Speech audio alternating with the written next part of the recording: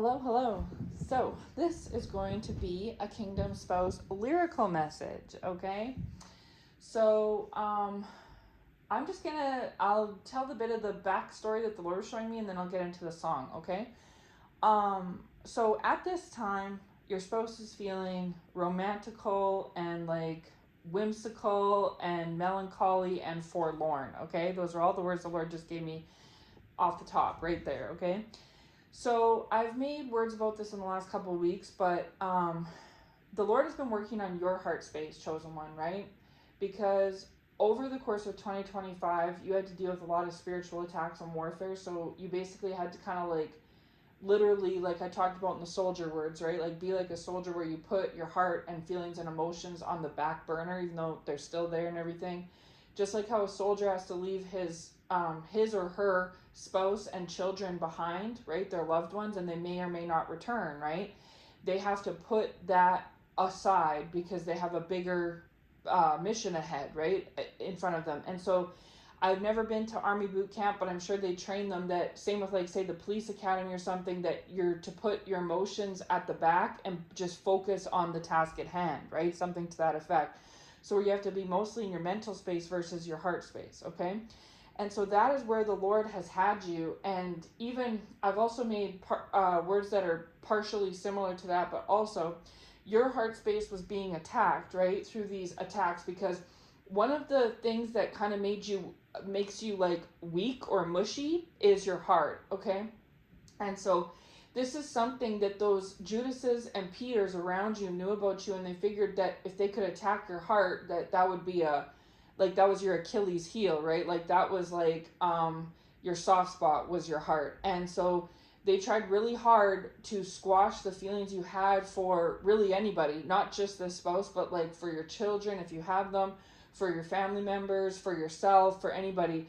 They basically went for the jugular, which was your heart, and tried to like completely destroy it so that you didn't have love for God, love for family members, love for yourself, love for your neighbor, just no love in general, right? But it's not that their little attacker agenda worked or whatnot. It was that simultaneously the Lord used that to his advantage by putting you in this soldier position where the Lord's like, okay, you're going to attack their heart space. I'm going to use it all for my good like I do. And I don't want them having a mushy heart space right now when they go into this soldier mission in anyways, because if you had been in your normal empathic, soft, nurturing self, chosen one, you may not have been able to be as developed as you have been over this last year, and you wouldn't have developed the boundaries that I've talked about a lot on my channel, right? That were necessary, not just in future dealings with the spouse, but with yourself and people in general, right? Those boundaries help you to stay mindful of you in your walk with Christ and you as a person in like of yourself, like what kind of example you're setting for your children if you have them, of course. So that you're not just taking that, like your spouse isn't able to dump on you and that you just take it all, right, with a smile on your face. Like those boundaries are there to protect you, okay? And so the Lord's been calibrating your mental space and your heart space and getting the right tweaking and like I said about the heart surgery, right? It's a very delicate, intricate process. And so he's been tweaking and playing with and navigating and calibrating your mind and your heart, and so that you're not too mental or too emotional, right? Because it's not good to be all in our head and no feelings. That's where your spouse used to be, by the way. But it's also not good to be all in our feelings and not be logical, which was where you used to be, by the way, okay?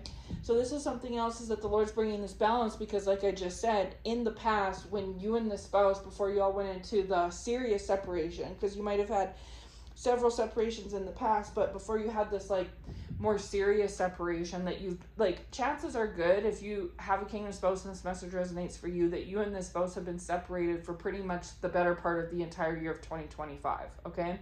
You've basically spent this year separated, and that's because these adversaries tried to separate you all, yes, like I already mentioned, and go after they went after your spouse's mind. So in the past, your spouse used more of their logic and less of their heart, okay? They've always had feelings for you, but you put your heart front and center and your brain at the back seat. They put their brain front and center and their heart in the back seat. So that's another reason why you all were unequally yoked in the past, is because you're not on the same page. They're viewing you, themselves, and everyone and everything in the situation with you as logical, right? Almost like a business transaction or something. And then meanwhile, you're viewing it from a heart space, like you're more heart-centered, and so you're viewing them like from a loving, like overflowing cup feeling, right?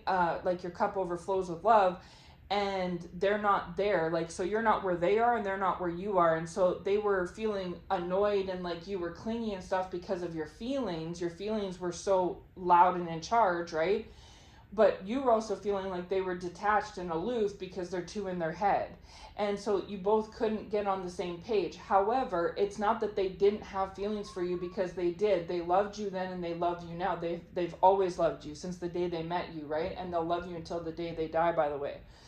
The love, the compatibility that you all have, it's bar none. The Lord is saying, hallelujah. The Lord is saying it's bar none. Like, there's nothing, no counterfeit of yours, no counterfeit of theirs that compares to this. Because even if they've fallen in love since they've met you, right? Because I don't know how long y'all have been together, or you have, it doesn't pack the same lasting, permanent punch that the love does and the compatibility with your kingdom spouse, okay? And so that's what they're discovering too, is that because they're logical, their heart always had these feelings for you. That was of no question, but they put on the back burner. So when these adversaries came around, this spouse was able to easily disguise their feelings to themselves, to you, and to these others. So they're kind of like, I'm not all caught up. Like, no, they're, I'm not all into them. Like, they're not, like, do you know what I'm saying? Like, they played it off real cool and casual to you, to themselves, and to these other people, right? Maybe their counterfeits, their family members, their friends, whatever it may be, right? These adversaries for them and adversaries for you. As if they weren't as into as you were into them, or that they weren't as emotionally involved or invested and things like that. And that is absolutely not true. This spouse has been completely emotionally invested and interested and, chemistry compatible, all of the above with you since the day they met you. It's just that they've always been in, and a lot of it we've talked about is to do with unhealed wounds, right? But either way, they've been in a position pretty much the duration of their whole life to view things from a logical lens. And so even other relationships that they've been in, they've also pursued that from a logical lens as well, okay? And they may have been in love either before you or after you. Like, you all could still have enough of a heart space that you can love others, right? Like, say if you and the spouse met, just say 10, 15, 20 years ago. And because of this in, out, push, pull, back and forth, hot and cold dynamic, you may have ended up in relationships with other people throughout that timeline, and or maybe they did too. Now, you may have fallen in love, maybe even what seemed more strongly with somebody else in the interim, but you and that person eventually fizzled out. You know what I mean?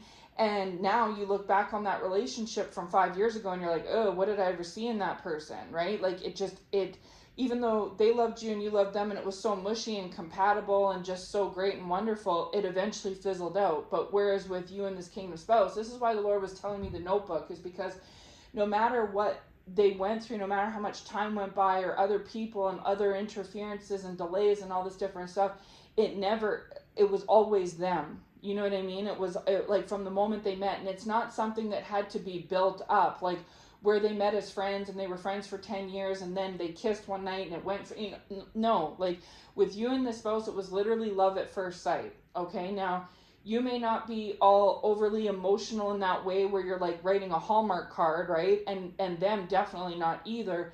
But you both know what you have when you all are together. And this is why I said thieves don't rob empty homes. I said in the past word there, is that if you all didn't have something special, then why is there so much interference trying to come up against you, the spouse, and the two of you all? Do you know what I mean?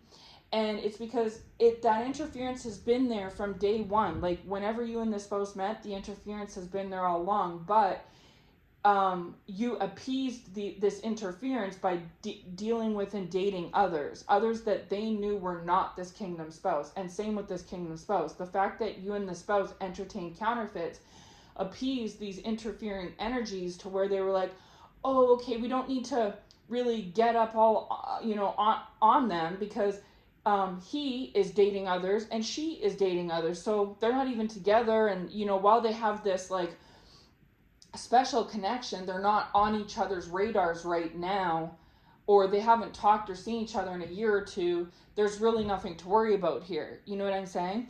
But it's getting to the point now where you've grown and matured, and so has the spouse. And let's be honest, the time is ticking, right? Like, say if you and the spouse met 10, 15 years ago, you all were younger. Well, you're getting older now, right? And so the time is coming up where the Lord is saying, we're finishing up and tying up these distractions, this separation time, this push pull, yes, no, hot, cold dynamic, these counterfeits. We're clearing these things out of the way, because we don't have the time is not on our side anymore as it was in the past, if that's making sense. Especially if it's destined that you and the spouse are to have kids one day. I mean, nobody wants to be parents at 60. You know what I mean? They don't want to be a dad at 60. You don't want to be a mom at 60. You know what I'm saying? And I don't even know if it's all that possible to make everything work perfect at 60. So, the time is a ticking, right?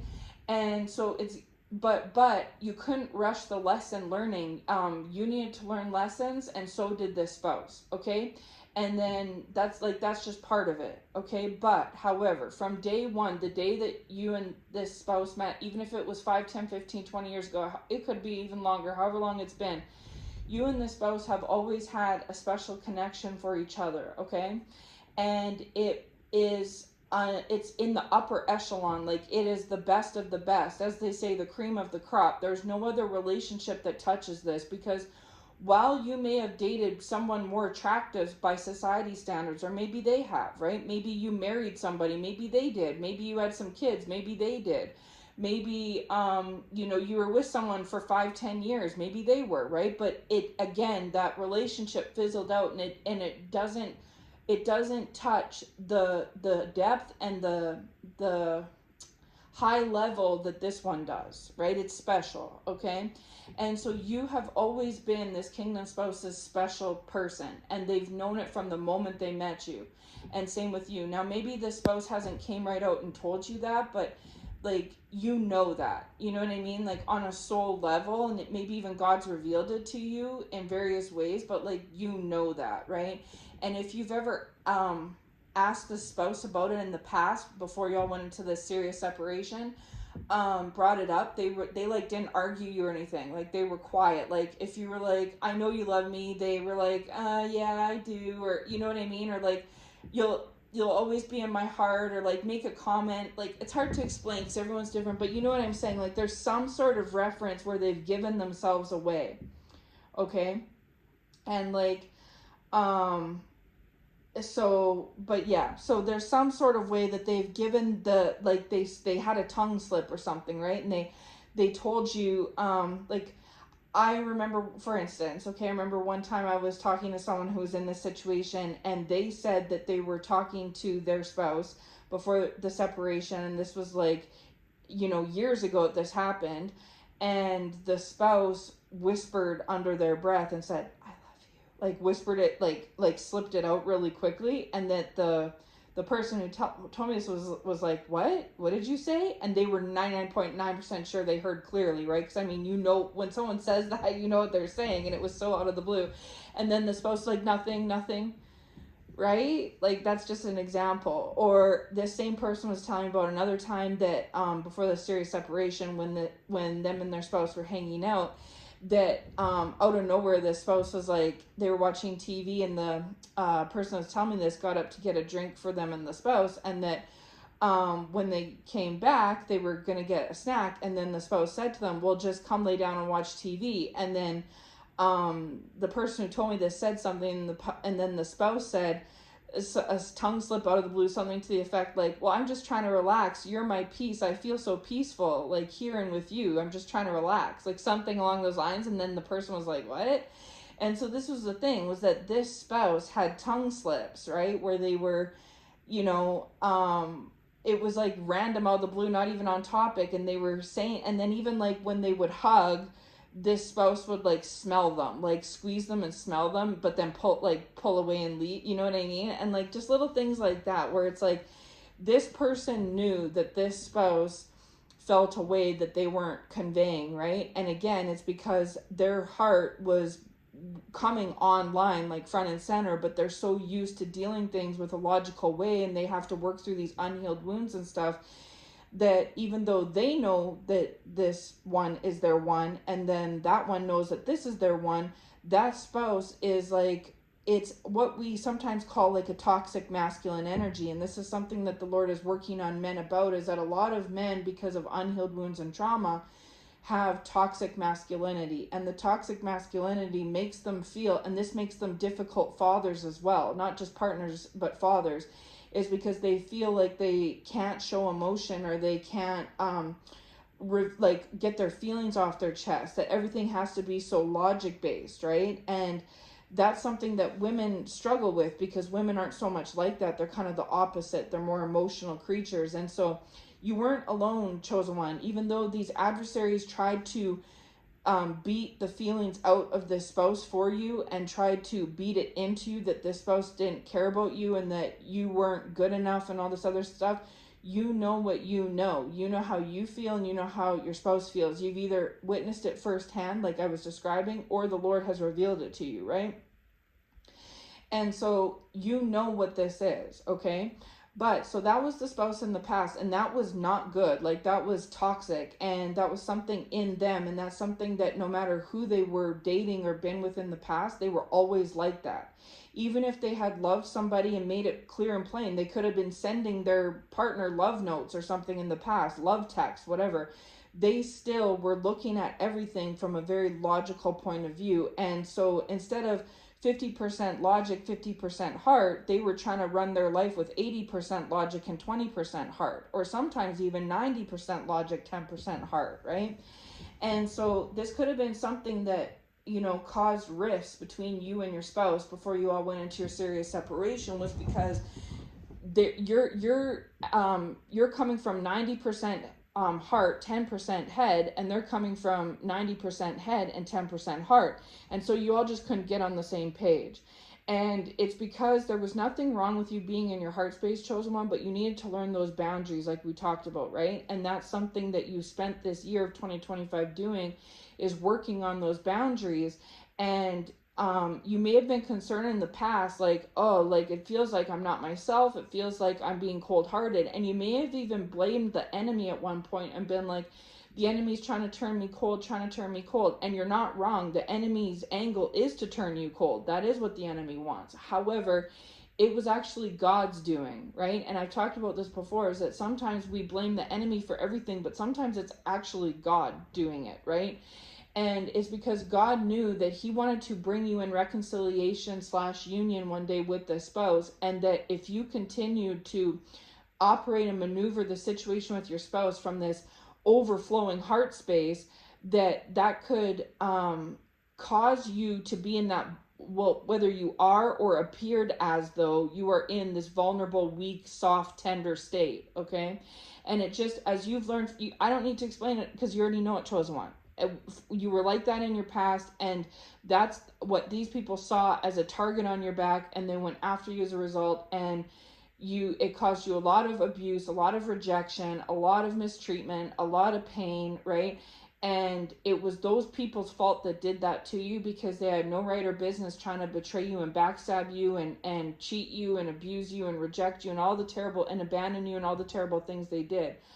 However, it's partially your fault too, because you allowed yourself to be in those positions in the first place. You know what I'm saying?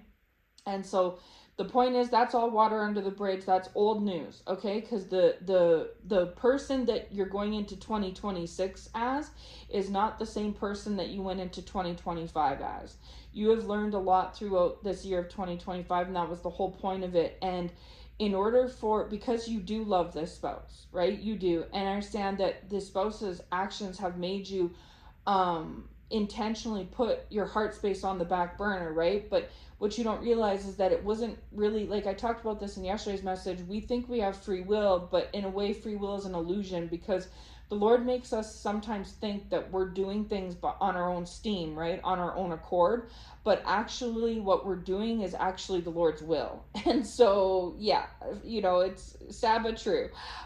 So the Lord made you feel like as if you're like, I am done with that spouse, they can kick rocks, da da da. And the Lord's like, very good, my child, very good. Like it was actually the Lord, like hardening your heart and wanting you to do that, right? Like I spoke about in the lighthouse word about how you were a lighthouse attracting all the moths, right? And that the Lord put you under reconstruction, and he's the one that dimmed your light, not you, not the enemy, okay?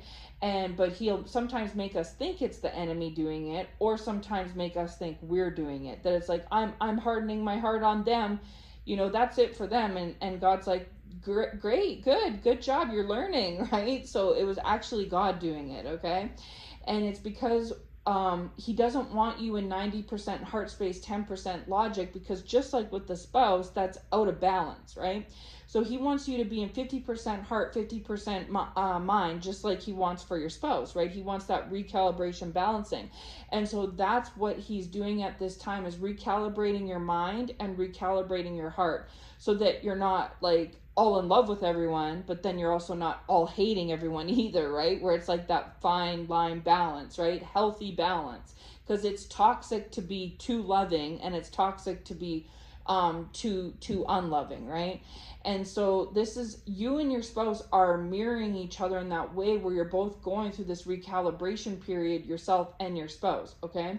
So while you're used to putting your heart in the front and your mind in the back, but the Lord has taught you over this year of 2025 to put your heart in the back and your mind in the front, right? And it was also to teach you that, right? So you have this even balance, because you going into 2026, you're not going to be mistreated or abused or abandoned or rejected or betrayed ever again, because you've learned throughout the last year in particular to not overdo it, overshare, overgive, overflow, whatever it may be, right? And so this is something you've been working on this whole year, and you're still working on as we speak, okay? But you're coming through it, right? Like I said in the password, the Lord is finishing up this surgery, and it's almost time for this reconciliation. The Lord couldn't reconcile you with this spouse or with others when you're all head, no heart, but also when you're all heart, no head, right? So he had to get it all right where it needs to be, okay? And so you had to be separated from your spouse for that, because you love this spouse. And so obviously it would have been very difficult to put your heart on the back burner and look at things from a logical point of view for a change, all around your spouse, who your spouse typically will make you weak in the knees, right? So it's like, oh no. And so the fact that you had disdain for your spouse, and you're like, get this guy or girl out of here, you know what I'm saying? That's what the Lord wanted from you, by the way. So that was actually the Lord doing that. Not so much you and not so much the spouse. Okay, that was the Lord's doing. All right.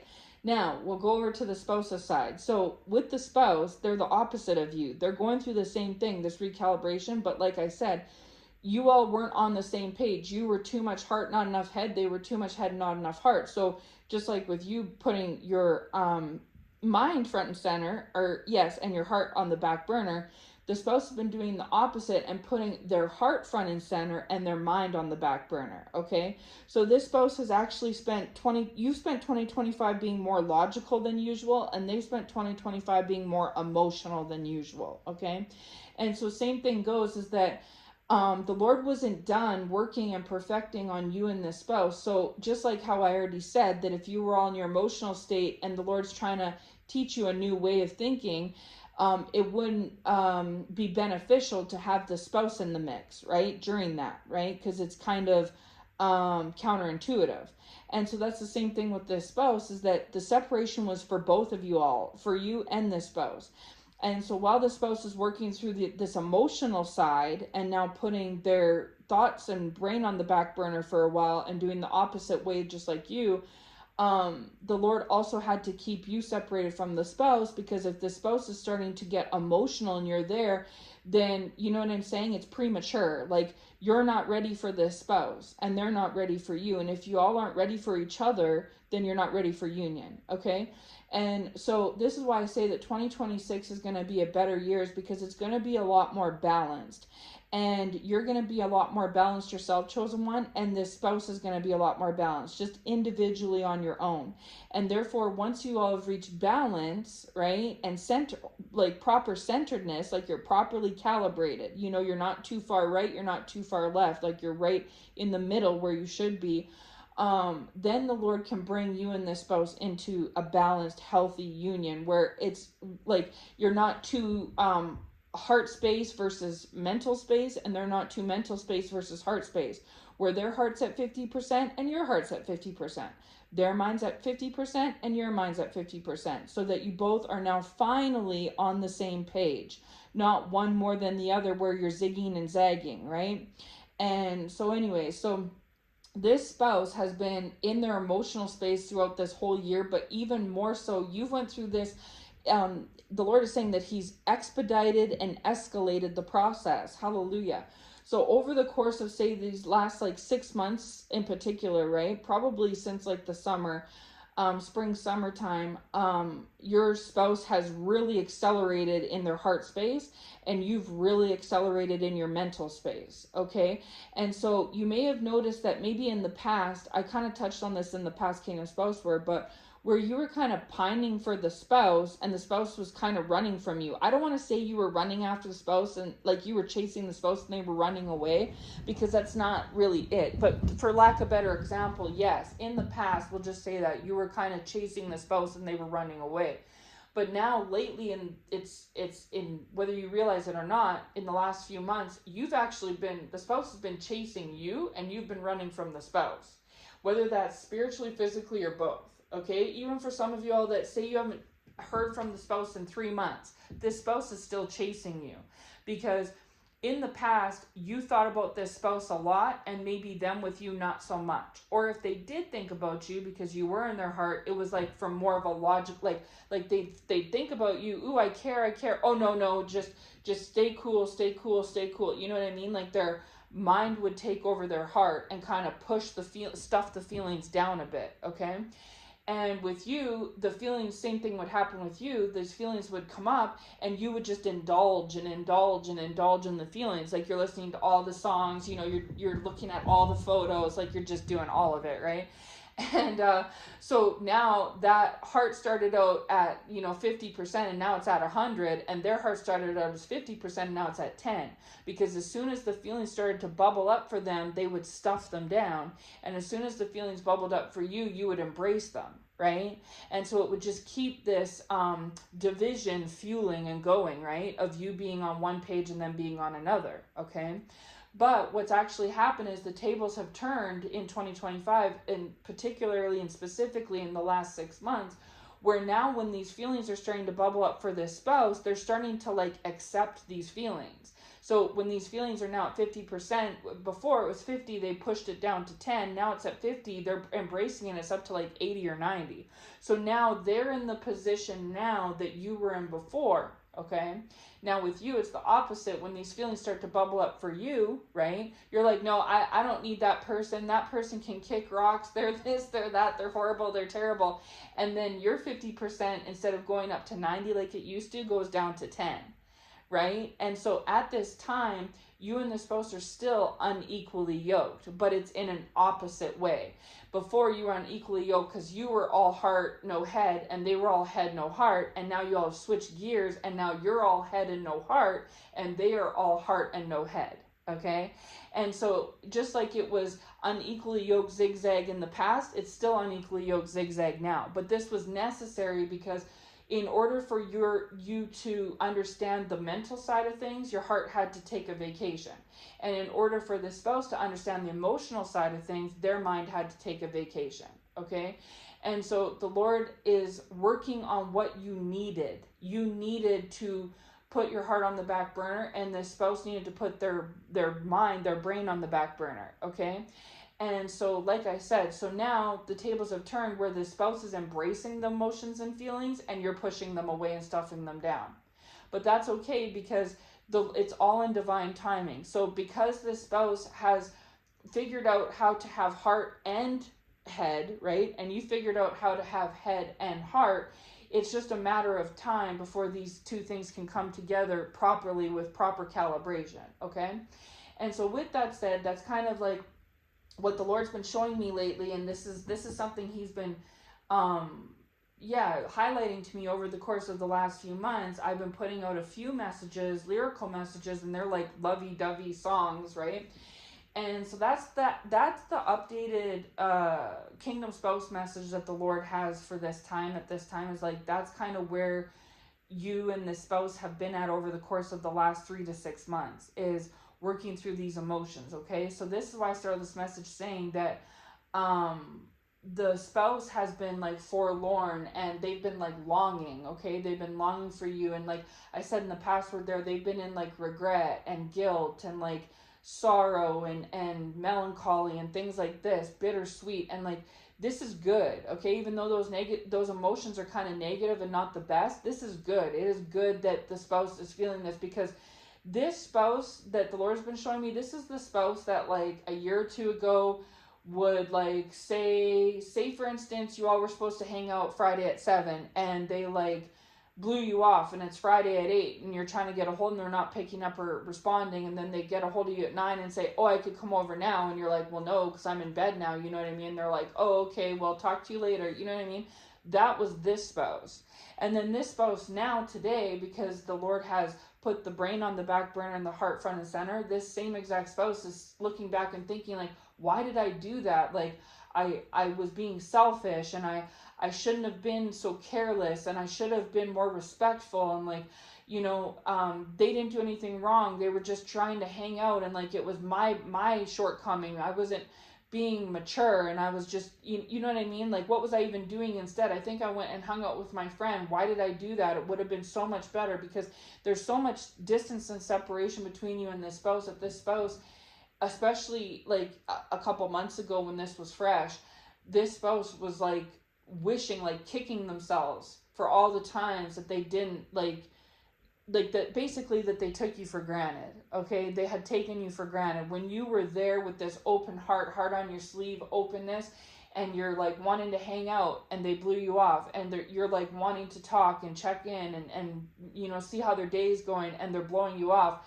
When months and months go by where they're not able to talk to you because either you're not giving them the time of day, or you blocked them, or the Lord was advising you to just ignore them or whatever. Now it's days, weeks, months. They haven't talked to you or seen you in months, right? And now they're like, wow, I had this person on the hook. Like, I was able to call this person and they'd answer at any time. I was able to go and visit and see this person. I was able to text them and have them respond, like, or the text to go through, you know. They're looking at maybe some old photos or old memories of things that you all did together, or whatever it may be, right?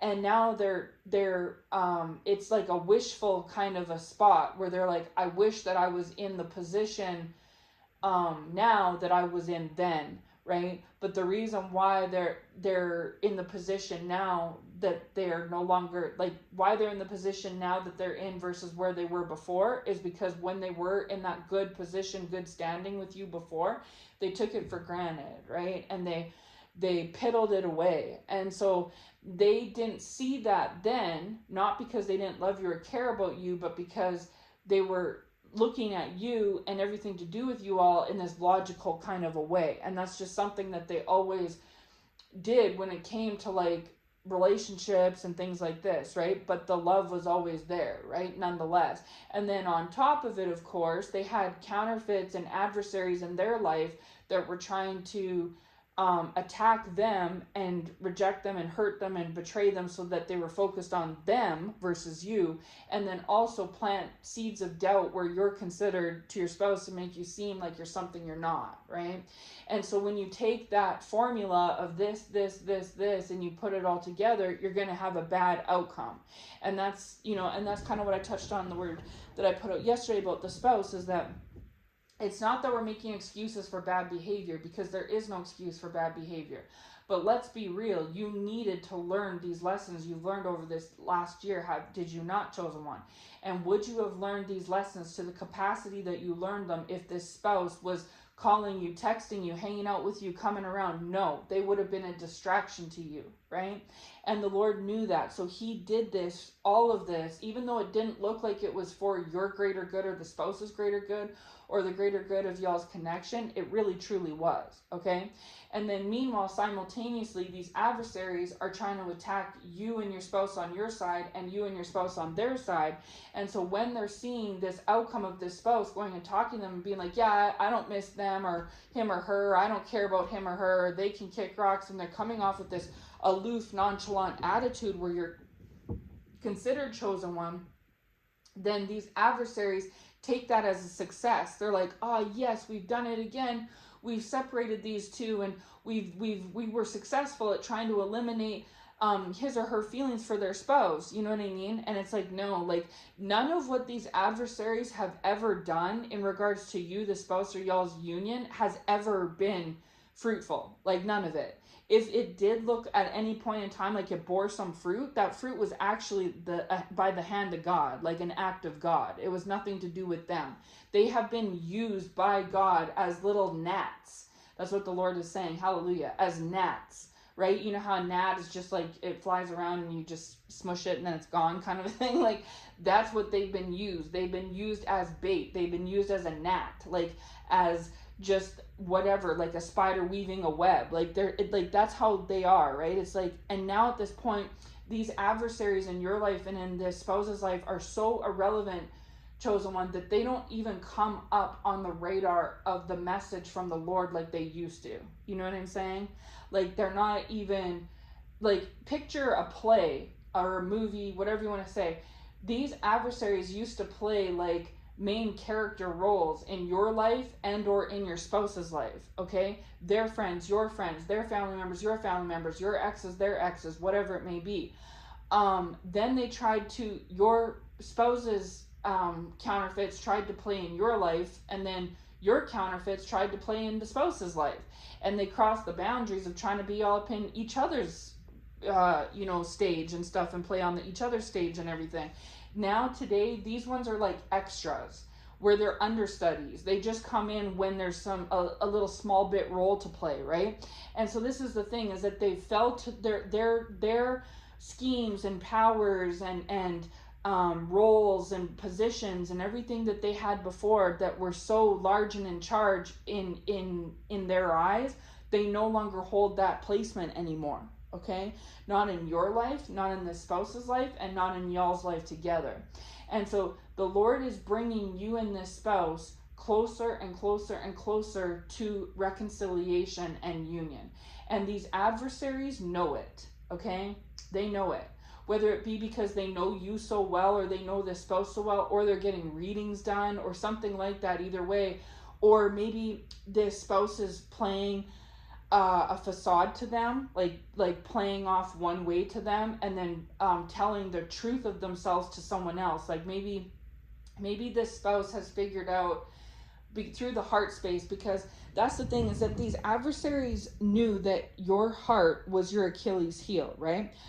And by token, they knew that your spouse's like mindset and brain was their Achilles heel. And they didn't worry about your spouse's heart, because they felt like your spouse didn't have one, because they always came off, in situations as so logical, right? So their main focus was attacking the spouse's thoughts and the spouse's way that the spouse thought about you and thought about themselves and thought about them, okay?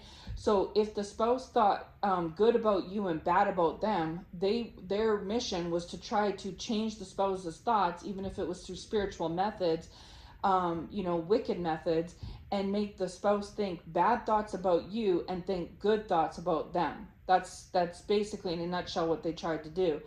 And also think skewed thoughts about themselves. So if their soul, right, or their emotions tried to tell them, hey, your behavior is not very good, like it's not being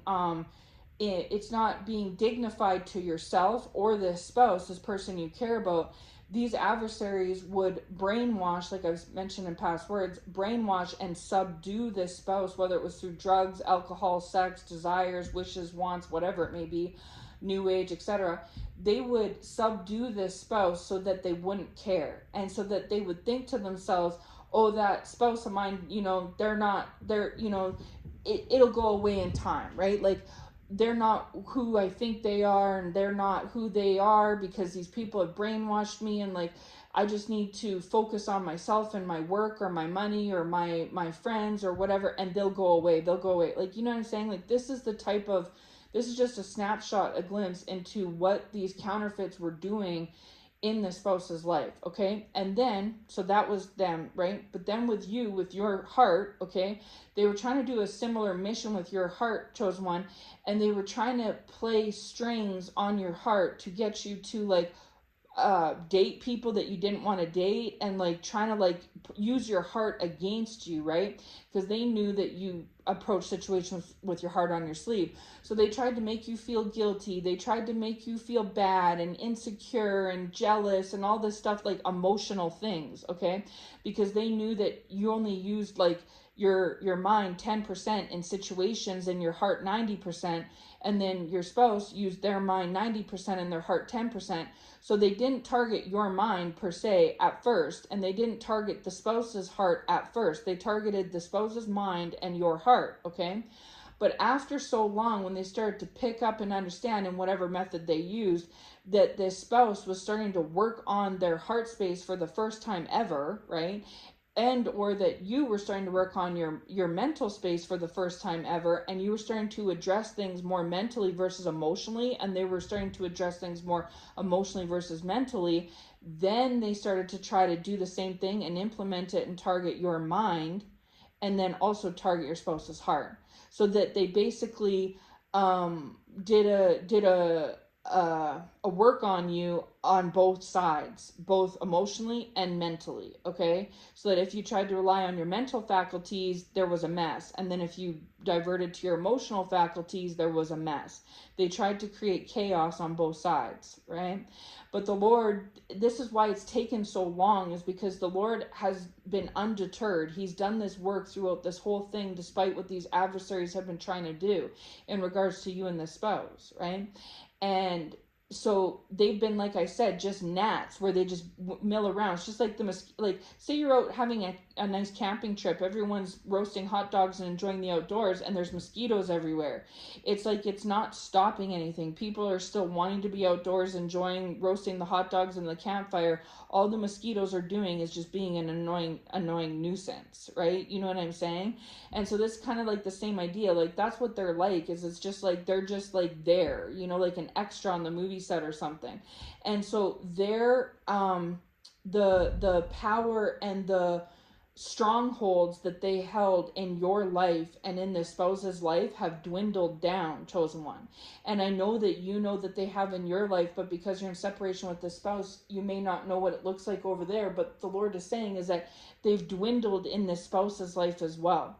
And this is why you're being attacked so much lately, is because these adversaries are so upset and bothered that they're insignificant. Hallelujah. Thank you, Lord. I was looking for the right word. They are insignificant. Okay. These family members in your life and the spouse's life, these exes, these friends, whatever they may be, were so significant at one point in time in your life and in the spouse's life. But at this point in time now, we're at the 11th hour, we're dwindling down to the bitter end here.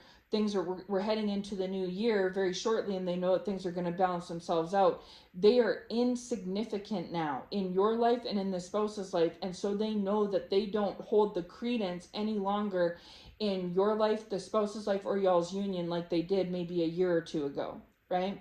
And it's because this, and so when you and the spouse were in separation this year, they were jumping for joy. They thought they really had you both licked. You both were beat, right?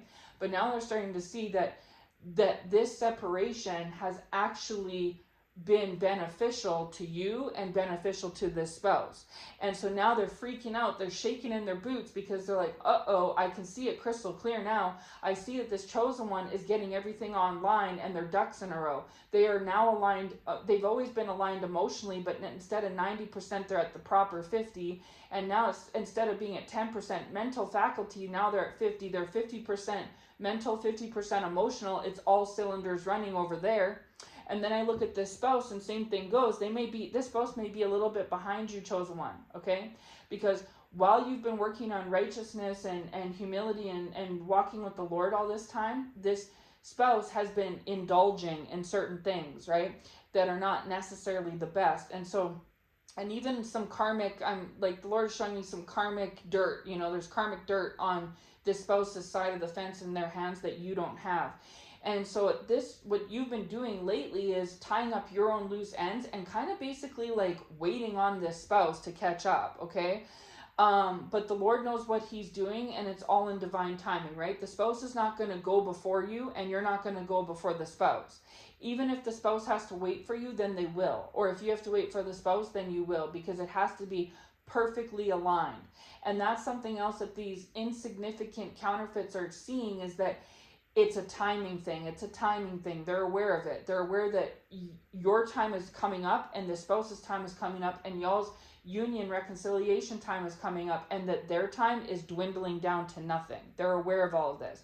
So what they're trying to do is really attack and go for the gusto and like go big or go home, 0 to 60 all the way on you and this spouse, just to do whatever they can in this mad dash scramble to try to make something shake here. But it's not going to happen, and they know it's not going to happen. And so this is why I put out the word yesterday, talking about the femme fatales, like, because the Lord's trying to say, like those 3 movies I talked about in yesterday's word. This is where, if this spouse, like, so for you ladies, okay, if your male kingdom spouse has female counterfeits, whether this be third parties or baby mamas or exes or wives or whatever, like some female from the past who's a Jezebel and who's not meant to be with them, they know, like, this spouse knows that they're not meant to be with these ones, and these ones know that they're not meant to be with the spouse. Maybe at one time it was different, but that's became clear. The Lord has done a lot of clearing when it comes to this spouse. The Lord has made things, because remember when I said the mission you did in Hades, this lifted the veil off of this spouse's eyes. And so now this spouse is seeing things with 20/20 vision. They are seeing things crystal clear when it comes to you, to them, and to these counterfeits. And so if in the past, say even a year or 2 ago, these counterfeits tried to make this spouse believe that you were all bad and they were all great, and that you're the worst thing ever and they're the best thing ever, they're not seeing that way anymore. And that's another thing that could have caused some difficulty between you and the spouse in the past, was that this spouse was not seeing you accurately and appropriately. You're literally a wonderful woman, child of God, and they're looking at you like you're an evil witch, right? And it's like, what? So as long as this spouse had a skewed perception of you, things were not going to be able to go, obviously, right? Like, because that's not who you are. And so because of the work that you've done and the healing you've done, it has allowed the Lord to expedite the process with your spouse and expedite their healing and their works and everything that they had to go through to catch up with you, okay? Because you fulfilled your end of the bargain. You fulfilled your mission. You were obedient to the Lord, right? And so one of your rewards for that is going to be this spouse. And like I've said in past words, your other inheritance and blessings and stuff, spiritual and physical and stuff, financial, etc., is all tangled up with this spouse, okay? So this is why some of you all are kind of like, well, Lord, I don't have my blessings, like my finances and my blessings, I don't have my spouse. I'm kind of sitting over here empty-handed. And that's why I put out the word saying that the Lord's been keeping a ledger, right? Is that because it's all going to come together. You're not going to get the blessings and finances without the spouse, and you're not going to get the spouse without the blessings and the finances. all of it is going to be kind of like, the Lord is saying bounty, hallelujah. It's going to be like all like a big bounty, okay, all together. And so I'm seeing this kind of unfolding throughout 2026, and that's kind of, and so because we're at November 2025, we're right at the like tail end, right, of all of this to come on. We're right on the precipice of it. That's the word that the Lord's been giving to me lately for fall season, is the precipice. So you're standing on the forefront of it, and so is the spouse, and so this is why there's all these attacks. So honestly, I'm not surprised at all if the body of Christ is being attacked, because think about it from these adversaries' point of view. Nothing that they've done has worked. They're watching you elevate and be exalted in front of their eyes. Same with this spouse. They put in a lot of time, effort, and energy and finances and stuff to try to stop you and bring you down, and or stop the spouse and bring them down, to stop you all from coming together, you know. And here we are on the 11th hour, and it looks like it's going off without a hitch. And everything that they did in the past that looked like it bore some fruit, they're trying it today times 10 and seeing it not bear any fruit. And if they do see any fruit born where you're not with the spouse or whatever, they know that it's coming. It's God's plan. Like, they used to think this was their plan, but now they're starting to see actually this is God's plan. And so they're starting to realize, because the Hades mission not only brought clarity to your spouse, but it brought clarity to these demonic adversaries that they have been a pawn in God's game all along. Here they thought that they were calling the shots and moving the pieces, or like they were the puppet master, but in reality, the clarity goes both ways. They're now seeing that God's been the puppet master all along. And so and then on top of it, they're under God's wrath and judgment, and they feel like ripping their hair out. Like it's just, everything is falling apart and crumbling, right? And this is just the beginning for them. This is just the beginning. Well, if they feel this way now, what are they going to feel like when in the future you and the spouse are together? Permanently, for good, signed, sealed, delivered by God, where no man can touch it, right? Like, how are they going to feel when they're right in the crux, the climax, the mix, the hot mix of the wrath and the karma and the blowback from everything they did? How are they going to feel then? You know what I'm saying? Like, if on a scale of 1 to 10, right now today they feel a 9, and they know it's going to get worse, how are they going to feel 6 months from now? It's just going to be unbelievable. And so this is why I say, for some of these ones, there is going to be, you know, DEATH looming ahead, and they're aware of all of this. Okay, this is why the Lord led me to the femme fatale part, is because these counterfeits in the spouse's life are feeling like, you know, if I don't KILL, you know, her, the daughter of God, then I'm going to be KILLED. It's like KILL or BKILLED, right? You know, like that's not you're not thinking that, right? Chosen one, you're not. You're just handling your business as always. But this is what these femme fatales are thinking, and it's because the only reason why they were able to like seduce or enchant this spouse is because they used, like that description I posted yesterday, they used wicked, you know, malevolent ways to do it. You know what I mean? And those ways are not bearing any more fruit. And so anyways, so that's just a snapshot glimpse of what's going on with you at this time, chosen one, and has been, right? Your spouse, past, present, and future. And these counterfeits, your counterfeits and theirs, past, present, and future. And for some of you, if it resonated with you where I put out that you had an ex, not just your spouse's ex in the mix, but you had an ex or either one or more ex of yours in the mix as well, it's because this, what your ex and this spouse's ex have in common is that they both don't want to see you all happy, okay? And it's also because the truth is, both your ex and the spouse's ex are still in love with you, okay? That's that's what it is.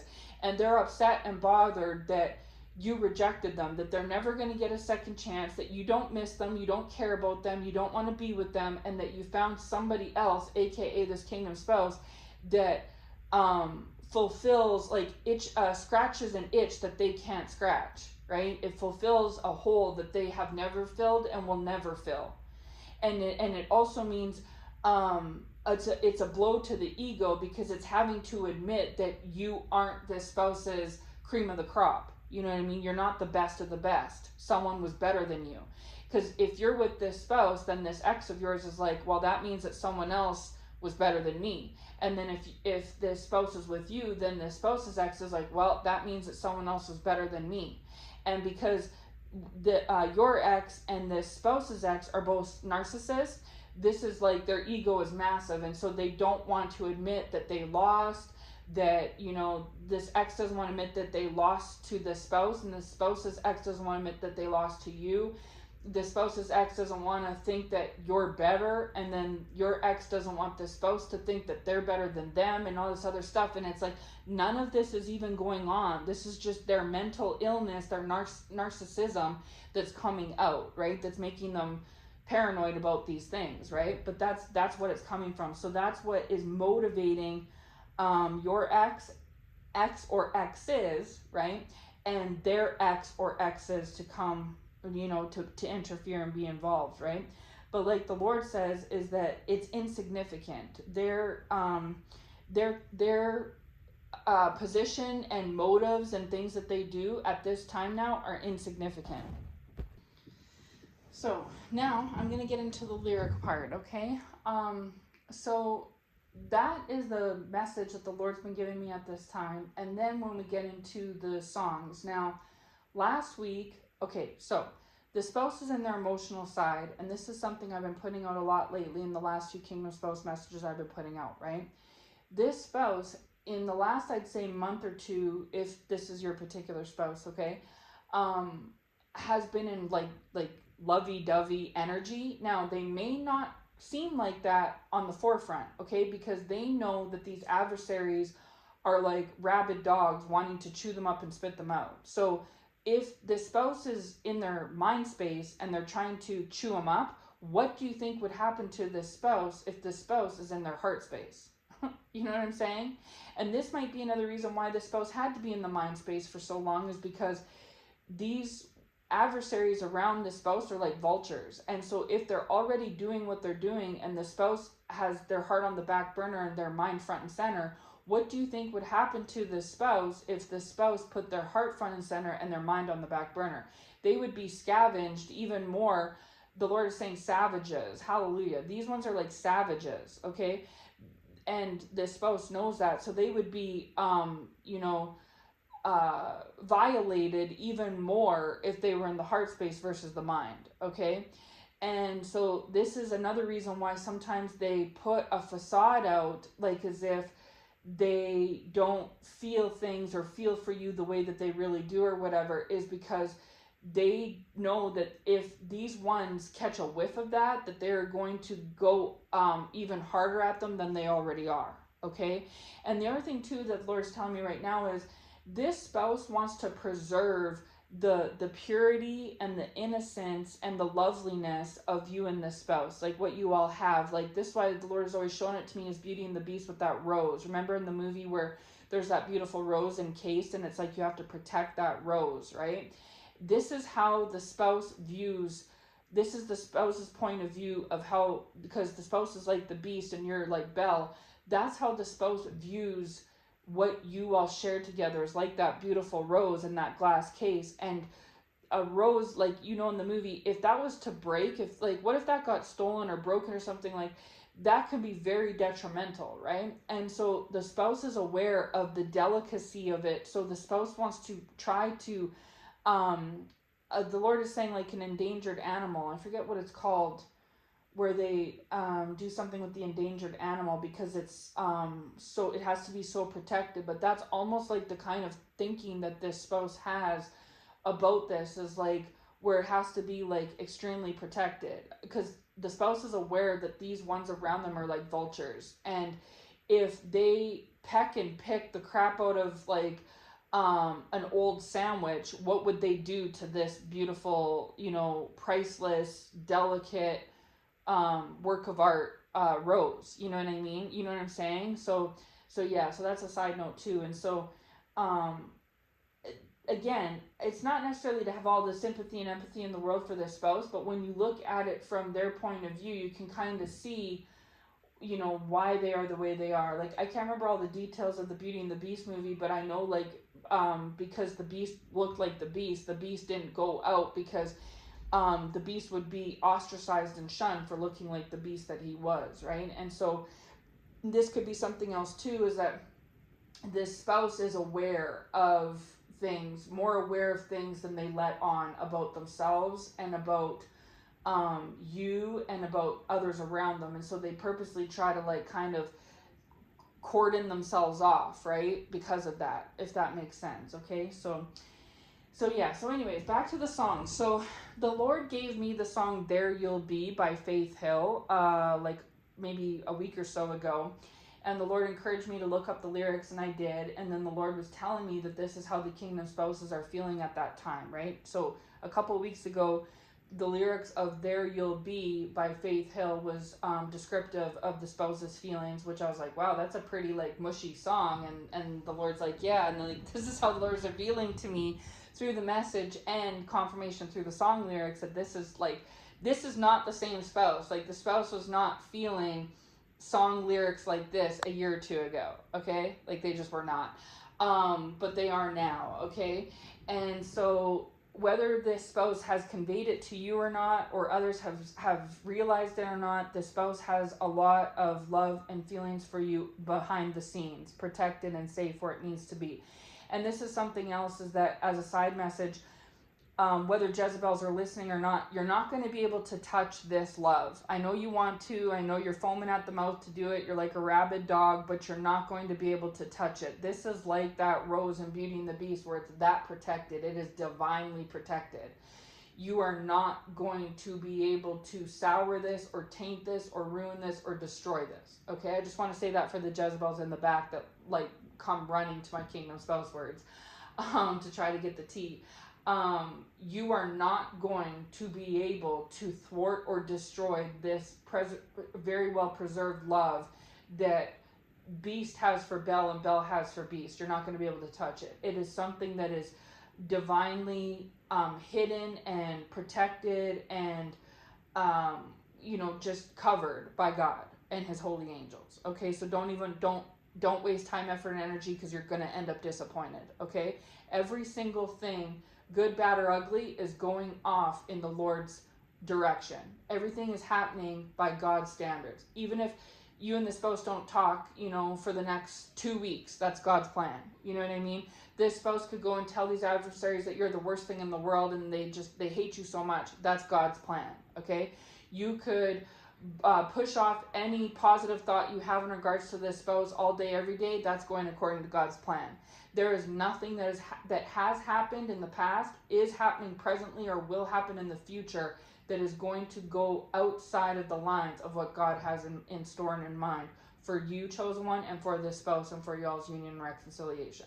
Point blank, period. Okay? He's telling me right now, as I say those words, the scripture that says, I will open a door for you that no man can shut, and I will shut a door that no man can open. So some doors were open in the past where you all were concerned. Those doors have been shut. And some doors were shut where you all were concerned, and those doors have been open.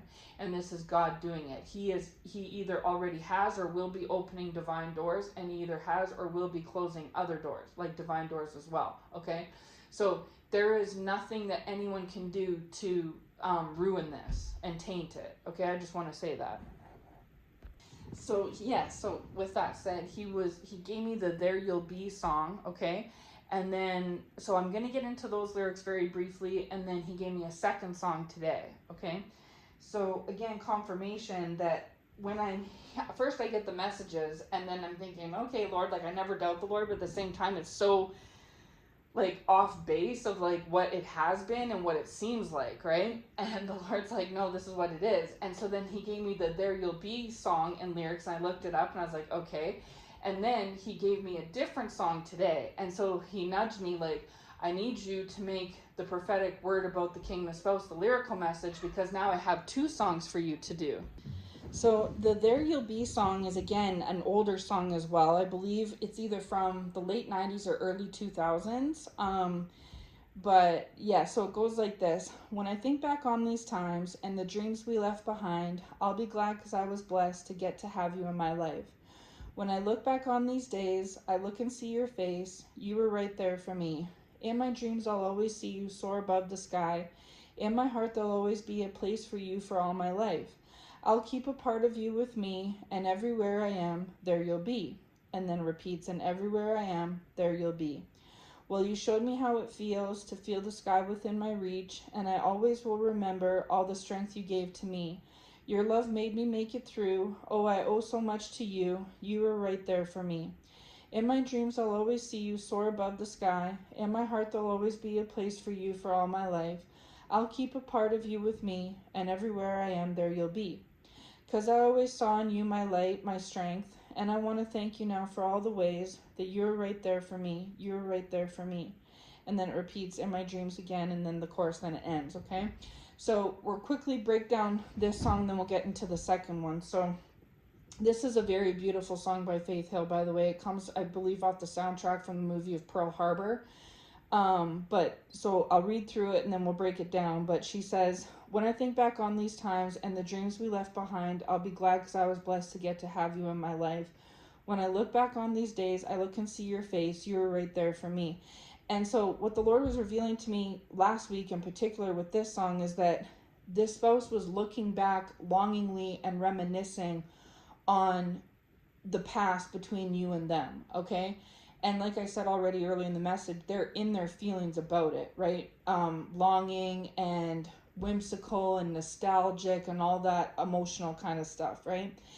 And the spouse was feeling sad because the spouse was seeing, when I look back on my life, so this is for those of you where you've known this spouse for some time, and the dreams we left behind. So it's like in the Notebook movie, you can see how there was like a timeline thing, right? And so this spouse was in their mind and didn't think much of it, but when they got in this heart space and actually looked back at everything and looked at the big picture, they're seeing how much time was wasted and all the dreams that got left behind, where you wanted to be with them and they wanted to be with you. Those were y'all's true feelings, but for whatever reason, blame it on you, blame it on them, blame it on these adversaries or timing or this, that, and the third, it these dreams didn't come to pass, right? The whatever they wanted with you didn't happen, and whatever you wanted with them didn't happen, right?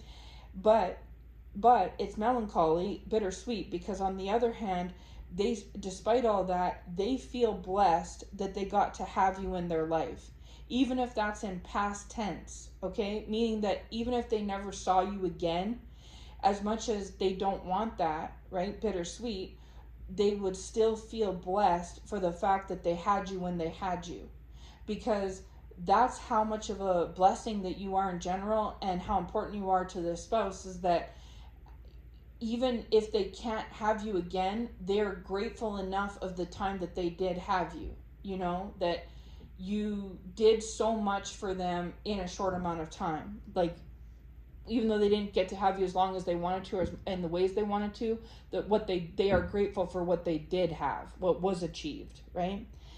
And they're now seeing that you were there for them, right? They see, when they look back at they look at all these counterfeits, and they're seeing the truth about these people, and they see that the only person that was really there for them and that really had their back was you, right? And they see your face.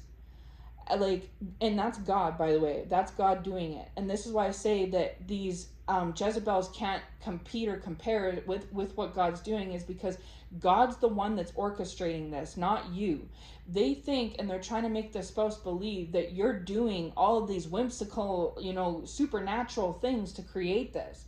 And it's like, how could you do this though? Especially when you're up against so much opposition. You know what I'm saying? And you're estranged and separated from this spouse. This is obviously a higher power's doing. This is God's doing. And so God is showing this spouse your face and revealing the truth to them, like, this person really had your back, spouse. Like, that this chosen one really loved you. This chosen one was really a genuine, a ride or die. Like, they were there for you, you know? And that makes them feel, that's part of why they feel so remorseful and guilty, right? Is because they're starting to see the truth, your true colors, and the truth of the situation. And then it says, in my dreams, I'll always see you soar above the sky. In my heart, there'll always be a place for you all my life. I'll keep a part of you with me, and everywhere I'm there, you'll be. And so this is the thing, is that you are always, I've always said this from day one about these spouse messages, you are in the spouse's heart and they are in yours. whether you all end up together or not, whether 5 days go by, 5 years, or 50 years, you and the spouse will always have a piece of each other's heart, and no one has took it away, and they never will take it away. It's forever, just like in like the Notebook movie, right? And I'll keep a part of you with me. So you'll always, and this goes back to the yin yang thing that I was talking about, is that you'll have a part, just like the Adam and Eve. Like Eve's made from Adam's rib, so wherever Eve goes, she has a part of Adam in her, and there's a part of Adam missing because it's walking around in Eve. You know what I mean? It's, if God wanted Eve to just be made just like a normal human way, like he could have made Eve like he made Adam, but he didn't. He made Eve from Adam's rib for a reason. And then we get into this song where it says the same thing. I'll keep a part of you with me. So you're saying to this spouse, like Eve, I have a part of you with me, your own rib. And this spouse is like Adam, like, you have a part of me because I gave you my rib. I am without my rib because you have it. This spouse is without their heart because you have it. There is no way that they can love somebody in the same capacity that they love you. It's literally not possible because you have a part of their heart. So even if they were to be with somebody else and love them till the moon comes down, they could only love that person 75-80% because the remaining 20-25% of their heart capacity is already in you. So until they're, and then when they're with you, it's 100%. If they're not with you, they can be with someone else, but it'll be 75%. They will never ever love somebody to the capacity they love you. It's literally not possible because you have that extra piece of their heart that other party would need to have. It's with you. Okay? And the spouse is saying, in my heart, there'll always be a place for you for all my life. So literally till my last dying day, whether that's soon or later, right? You will be in my heart till that last moment. And you feel the same for this spouse. You both will pass away. You'll leave this earth loving each other, whether you come together or not, okay? But chances are that you will be, okay? In my dreams, I'll always see you soar above the sky. So this spouse is, again, having dreams about you. And this isn't new. This was put out in the last lyrical message I did on the spouse. And they see you soaring above the sky. Like, they see you as the higher being that you are. You are like angelic. You are above. You are high vibrational. You are elevated, right? These other ones are low vibrational and exiled. And so this spouse is seeing you in that higher echelon. And again, in their waking life, they may act like you're not that great or you're not that special. But in their dreams, this is how they see you. So, like, the conscious versus the subconscious, right? Their subconscious sees you as this top 10, top tier thing, but they may act on the surface like they don't. And it's because they need to protect themselves and protect you and what you all have from these vultures, right? And then it says, well, you showed me how it feels to feel the sky within my reach, and I always will remember all the strength you gave to me. Your love made me make it through. Oh, I owe so much to you. You were right there for me. It's so beautiful. And so it's literally saying, the spouse is saying, you showed me how it feels to feel the sky within my reach. So you have shown the spouse that it is possible to break out of the confines of what they've had, like, experience, like the low vibration that they're in and have always been in, and the state that these adversaries want to keep them in. You have shown them what it's possible to soar above, to feel the sky. Like, this spouse sees you like soaring sky, like these references, like above, like an eagle. Okay, we've talked about this before in past words. You're an eagle, chosen one, and this spouse is seeing you for the eagle that you really are. God has revealed this to this spouse. Hallelujah. Whether this spouse has told you this or not, acts like this or not, it's irrelevant. This is how this spouse feels deep down inside. Okay, this is their soul talking. The Lord is saying, hallelujah. This is why we say soulmates. This is their soul coming through right now. Okay, not the ego, not the low vibration, not the toxicity, not the adversaries and the brainwashing. Their true, genuine soul. And and I always will remember all the strength you gave to me. Your love made me make it through. Oh, I owe so much to you. You're right there for me. Your strength, you're a very strong, person, chosen one, okay?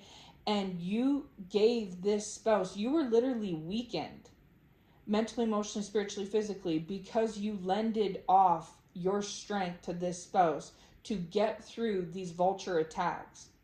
And they took that for granted. They didn't see that for what it was. They, if anything, they mistook it and thought it was their own strength.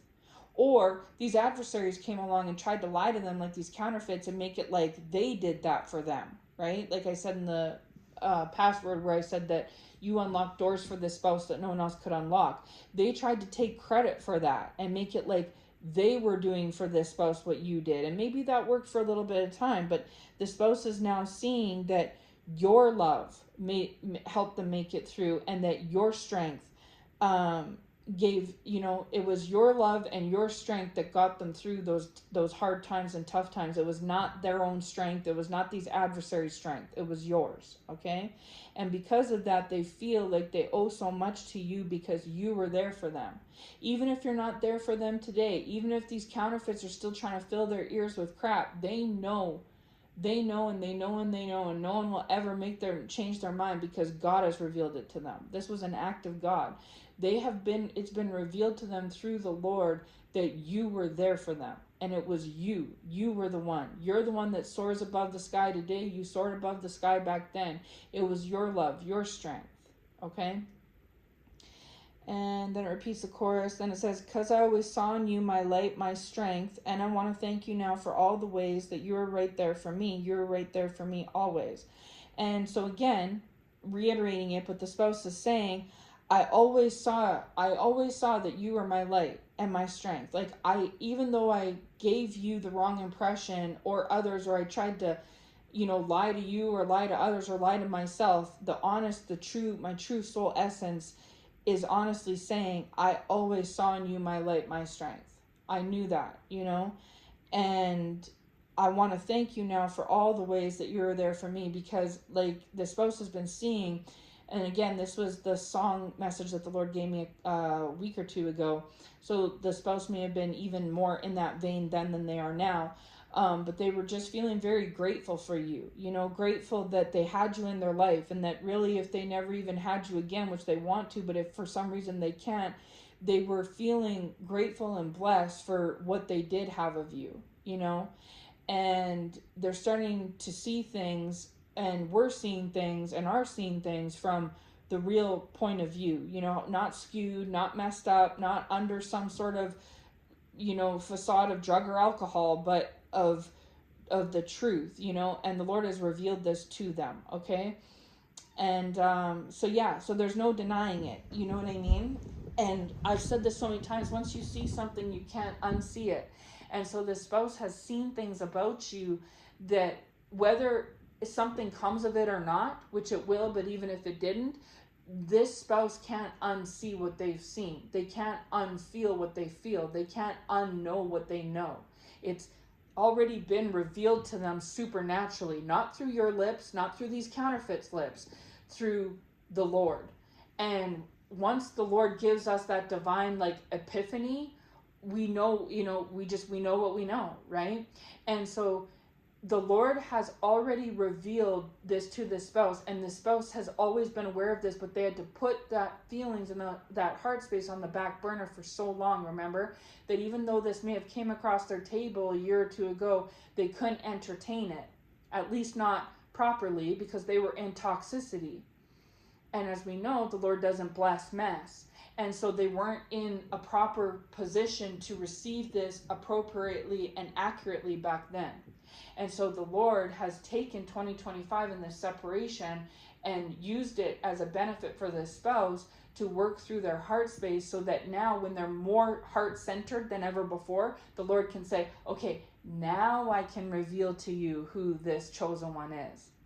And reaffirm to you who they are, because you've seen it. You've seen that they're your strength and your light, and that they're angelic. but you had things come along and try to beat that out of you, right? And there was separation and all this other stuff. And so here I am to reaffirm to you that yes, that is correct. That is who this person is. Don't listen to anyone else's nonsense. Okay? So that was the first message, and that was how the spouse was feeling. The spouse, like a week or two ago, the Lord gave me that, but then the Lord let me sit on that for a while because he wanted me to roll it all into one, because then today he gave me the second lyrical song, and this one's, again, an older song, but this song, I looked it up, it came out in 1983, okay? Like, I'm an 80s baby, and so this, I was like, really, Lord? Like, so this is like quite an oldie, right? But it was well known. Like, I remember this song being on the radio a lot when I was young. This is a well-known song, so you may already know this song, but otherwise, as always, I encourage you to look the songs up for yourself and receive your own, like, interpretation of it, right? What the Lord reveals to you, okay?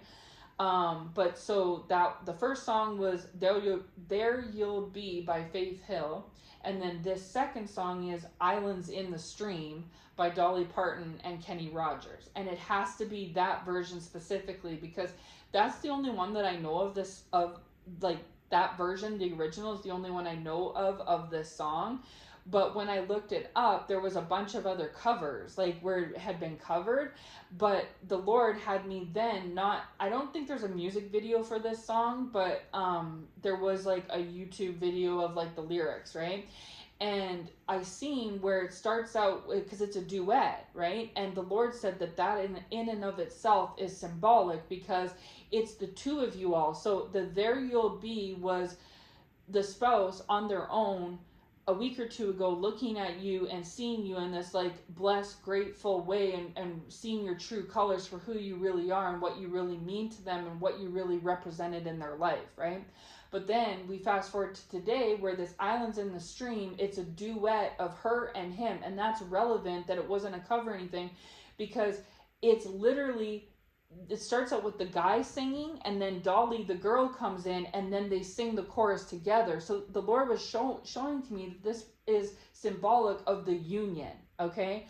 Where now we've went from last week to this week where now it's him saying da da da da da and then her coming in and saying da da da da and then them singing together in harmony and in unison, right?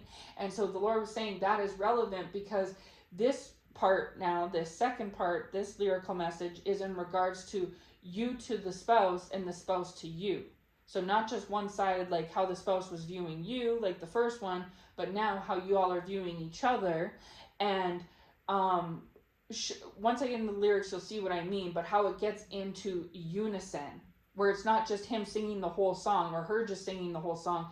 He starts, then she starts, then they sing the song together, like partners, okay? And so anyway, so the Lord was highlighting that to me, and I was like, okay, Lord, thank you.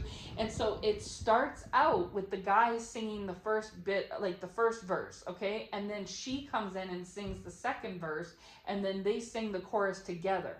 And so again, the Lord was showing me how that is relevant because it's almost like your spouse, like the male is online first, and then you, the chosen one, the daughter, comes online second, and then you all come together as one, singing to each other together, okay? Like as in you're on the same page, right? You're finally, you're not zigzagging anymore. You're not there, they're not there, you're not up, you're not down, they're down, and vice versa. You guys are in harmony, okay? So I'm going to get into lyrics, and it goes, baby, when I met you, there was a peace unknown. I set out to get you with a fine-tooth comb. I was soft inside. There was something going on. You do something to me that I can't explain. Hold me closer and I feel no pain. Every beat of my heart, we got something going on. Tender love is blind. It requires a dedication. All this love we feel needs no conversation. We ride it together, making love with each other. Islands in the stream, that is what we are, no one in between, how can we be wrong? Sail away with me to another world, and we rely on each other from one lover to another. I can't live without you if the love was gone, everything is nothing if you got no one, And you did walk in the night, slowly losing sight of the real thing. But that won't happen to us, and we got no doubt. Too deep in love, and we got no way out. And the message is clear, this could be the year for the real thing. No more will you cry, baby, I will hurt you never. We start and end as one, in love forever. We can ride it together, making love with each other. And then the chorus again, islands in the stream, that is what we are, no one in between, how can we be wrong? Sail away with me to another world, and we rely on each other from one lover to another. And then it just repeats the chorus a few times and then fades out, right? Now, the lyrics were not lost on me, okay? Because again, this song is from the 80s, so it's quite old, and it's been a while, like many years. I was a child when I last heard this song. And I'm familiar with the Dolly Parton, Kenny Rogers version. The Lord was saying that that was the one that he wanted to reference, okay, specifically. And so then when first I went and checked out the lyrics and I read the lyrics and I was like, wow, okay, Lord. So not only is it like obviously a love song, but there's a lot of symbolism in these lyrics as well, okay? And then I even went back to the Lord and I said, do you also want me to talk about the There You'll Be song? And the Lord said, yes. And so I already gave the message, spoke on that first song lyric, and then now this song lyric, okay? So now we're going to break down this one. So the Lord was saying that this is pertinent to this, like right now, present. This isn't like past feelings or future feelings. Like this is in the present moment. This is kind of like for a time such as this, like at this time, okay? And so it starts out with Kenny Rogers, the man, singing the first verse, and then she sings the second verse, and then they sing the chorus together. So he starts out by saying to her, baby, when I met you, there was peace unknown. I set out to get you with a fine-tooth comb. I was soft inside. There was something going on. Okay? So the Lord broke it all down to me so I could break it down to you. Okay? So the Lord was saying that when this kingdom spouse masculine met you, from the first day they met you, you gave them a peace. And that is something about you that you still give them all this time later, okay? They talk about butterflies and stuff, and you didn't maybe necessarily do that per se. You gave this spouse peace. You gave it to them in the past, and you're giving it to them now, and you'll give it to them in the future. You bring a peace to this spouse. And this is something that no other lover that they've ever had has done this for them. This is how they know that, like I said in the past kingdom spouse message I just put out the other day, there's things that you have done in this spouse that no one else has done. Like only you were able to conquer and defeat this ego. Only you were able to release them and free them from these spiritual bondages and chains that they were in and have been in for years, since childhood, okay? Only you were able to unlock certain doors to their heart and things like this. It's just like Belle with Beast, right? And only you have given them a peace unknown, meaning they've never known peace, probably from anybody like they have with you. And so these are all different things that make you the cream of the crop, that make you stand out, okay? And so from the day that they met you, you gave them a peace. And that's something that caused them to do a double take at you. Yes, they thought you were attractive. Yes, you know, when you kissed, there was fireworks and all that stuff. But it wasn't even that. It was what made them, like what made you captivate them and catch their attention was that there was a peace about you, okay? And that's something that they have not found with anyone else, and the Lord is saying they will not find that with anyone else, all right?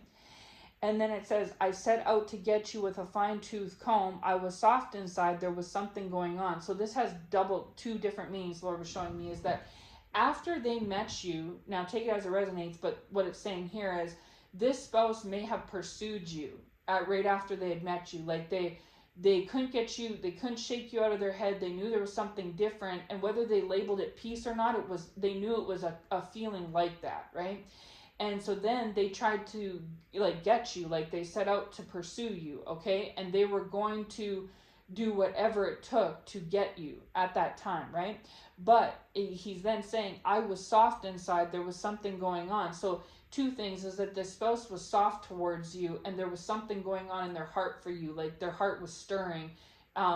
you touched a soft spot in their heart, okay? But the second meaning that the Lord was showing me is that at that time, there was something going on that was making them soft and going on. So something that was negative. So you were giving them like a positive stir up, but there also could have been a negative stir up going on simultaneously at the same time.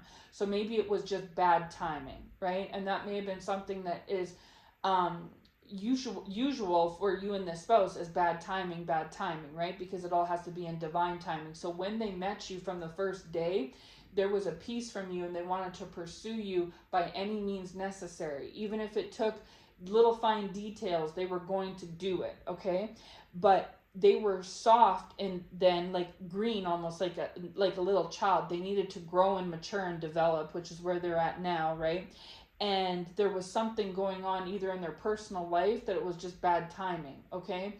And also, the Lord is also saying that they were soft for you, and so even if they had a hard shell, you touched a soft spot in them, and that you got from there on something going on inside of their heart space ever since, okay?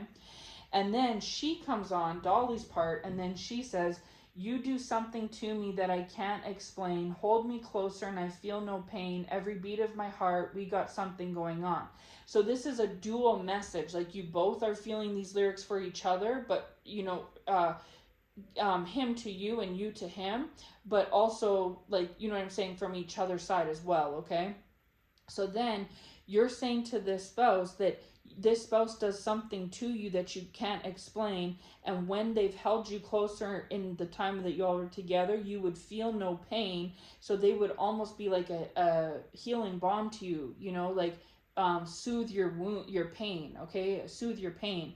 And that every beat of your heart, you could feel this, right? You felt, and so that goes back to the beginning of the message where the heart on the sleeve and you're wearing your heart and showing, right? And so this spouse could feel it. So it's showing me that Kenny's part, the spouse's side, was a little more undercover, okay? It was a little more like deep inside in my soft spot, something's going on in there, right? It was like more under wraps, if you will, okay? But whereas with you, like Dolly's version, it was more front and center, okay?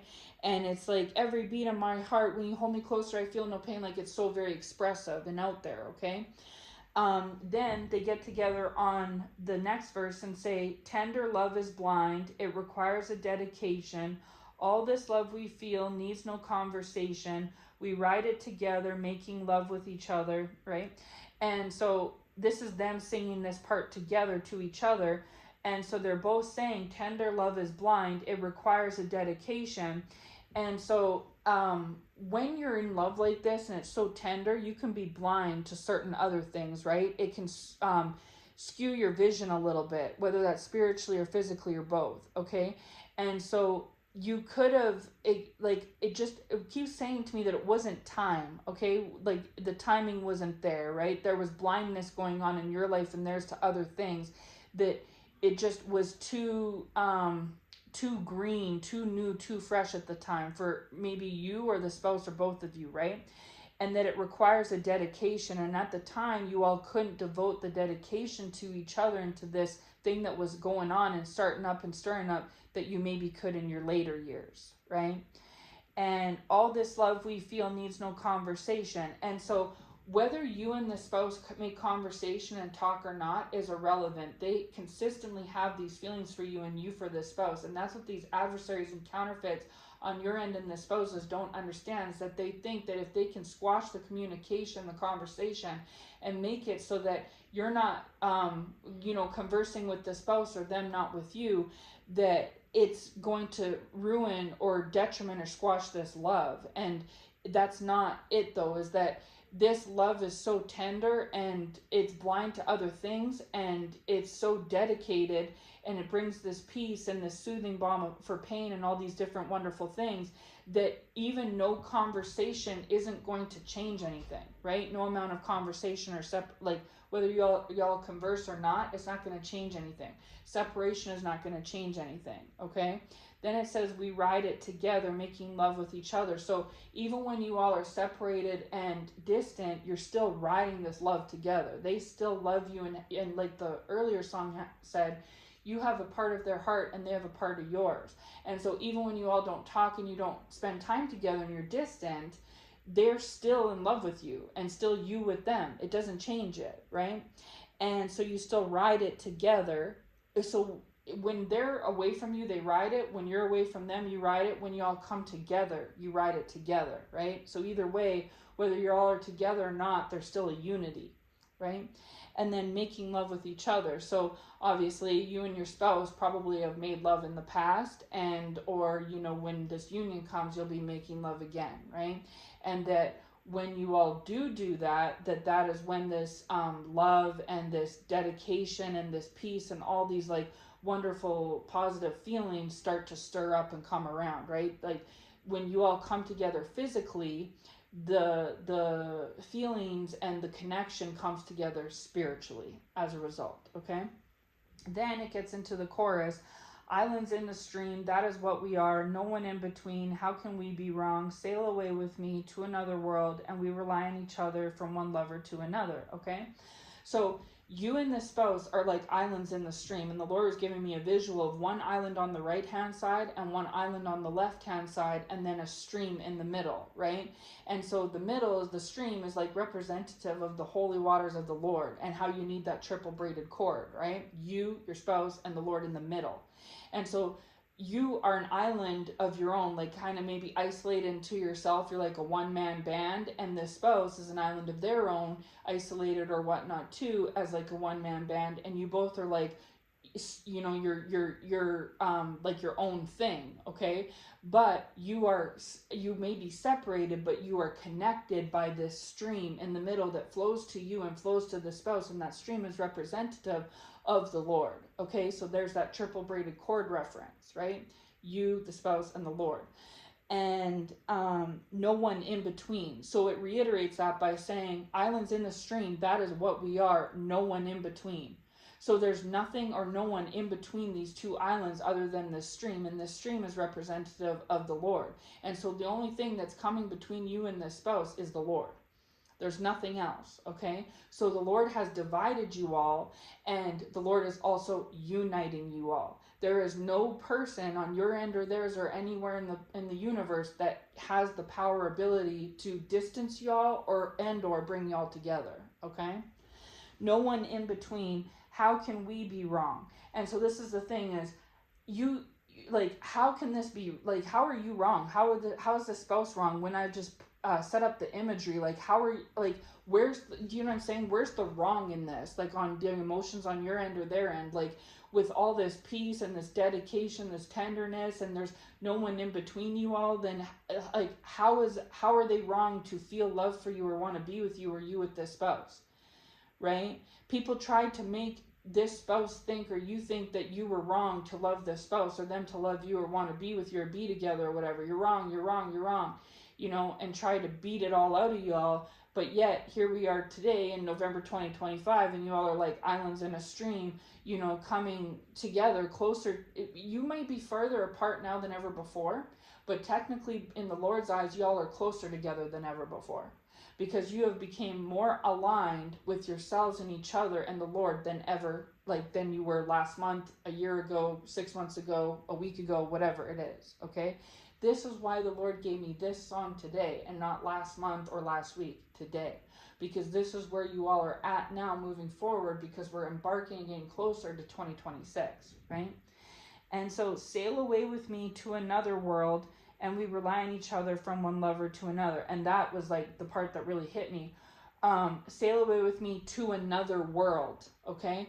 And so we talk a lot about the new world and the new earth, and how there's going to be prevalence put on marriages and relationships and positive relationships and things like this, right?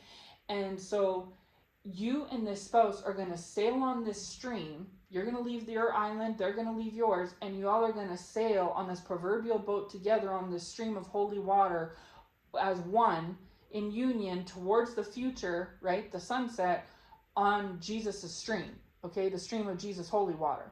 And so they're going to get aligned on board with Christ. You're already aligned on board with Christ, and you all are going to sail on together, right? And you're going to sail on into this new world, this other world, leaving this world behind. these adversaries, these counterfeits, this low vibration, this negativity, this evil, this wickedness, you're going to leave it all behind and sail on together into a new world, right? To another world, we rely on each other from one lover to another. So you and this spouse have relied on each other this whole time, even in the separation. From you as a lover to them and them as a lover to you. From one lover to another. You're their lover, they're your lover. And you two have relied on each other up to this point, even if it's just been from afar spiritually, okay? But as you come into union, you guys are going to rely on each other physically as well, okay? It won't just be, in separation at a distance, okay? And then it goes into the second part, and it says, I can't live without you if the love was gone. Everything is nothing if you got no one, and you did walk in the night, slowly losing sight of the real thing. Hallelujah. And so again, this, I think they're both saying this, but I think this might have been Dolly's part, but I'm pretty sure either way, whether it was both of them or Dolly, but this is in reference to this spouse, is that the part where you did walk in the night, slowly losing sight of the real thing. So this is a reference to them in their wilderness and in the past, right? And when they're in this toxicity, is that they did walk into the night as in the nightlife, right? And those that represent the night as in the darkness. And where was it? Slowly losing sight of the real thing. So slowly over time, the more that they walked in the night, in the dark, they slowly over time lost sight of you and the real thing that you all had together, right? And this is when you might have saw this indulging going on in the past, where they took the bad road, the negative road, so to speak, and because they took it, the separation was there, and the more that time went by, they were separated from you, and the more that they walked into this night darkness, the more that they lost sight of you. And then as a result, the real thing that you were and you represented and that they had with you started to dissipate as well, right? And they succumbed more and more to this like nightlife and nighttime activities in this darkness, okay? And then it's also saying, I can't live without you if the love was gone. Everything is nothing if you got no one. And so they're again reminding each other, but even if it's just Dolly to him, saying, I can't live without you if the love was gone. And so even if the love is gone, which it won't be, but even if it was, like the love felt gone during y'all's separation, and you felt at first like you couldn't live without them, right? But you have learned through this separation, chosen one, that you've been enduring, to be strong and independent, right? And on your own. And at first, when this maybe all, when everything hit the rocks, you thought that the love was gone and that you couldn't live without them, okay? Because of you wearing your heart on your sleeve. But the Lord taught you that whether this love is in your face or not, you can live without, and it was important for you to have that independence, okay? And that's like coming into the boundaries thing. Everything is nothing if you got no one. And so that's the other thing too, that this verse here kind of shows me about the separation of like the past of what was happening when you all first went into this separation, almost like a timeline of like, we met, we fell in love, everything was wonderful, and then we went into this separation. The love was gone. I can't live without you. I don't got anyone. You don't got me. I don't got you. You walked into the night. You lost sight of the real thing, right? And so it's like detailing, symbolizing the separation between you and the spouse and the darkness of you away from them and them away from you, right? And that you were slowly losing sight of each other and the love that you had and the love you shared, right?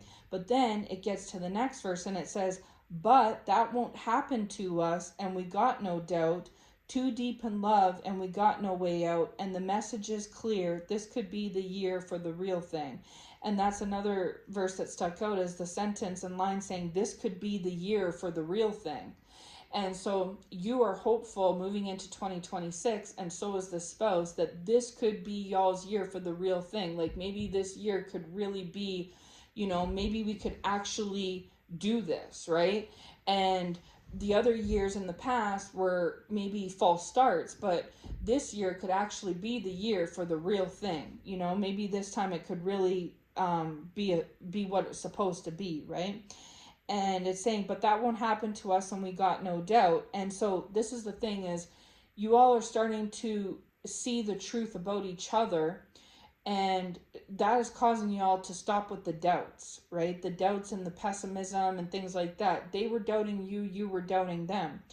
And instead, you're choosing the high road to be positive and say, that's not going to happen to us. Like, you're starting to get on board with Christ's thinking, and so is the spouse, where you all are starting to take the high road and think, we're not going to be in that humdrum, doom and gloom state. We're going to look at this from like, hey, I remember when I first met you, and I remember what we had, and I believe that we are sailing onto something new moving forward, right?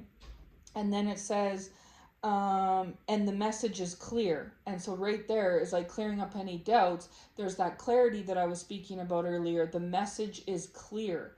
And so you're getting, the fog is getting lifted from your eyes, chosen one, and the fog is getting lifted from the spouse's eyes.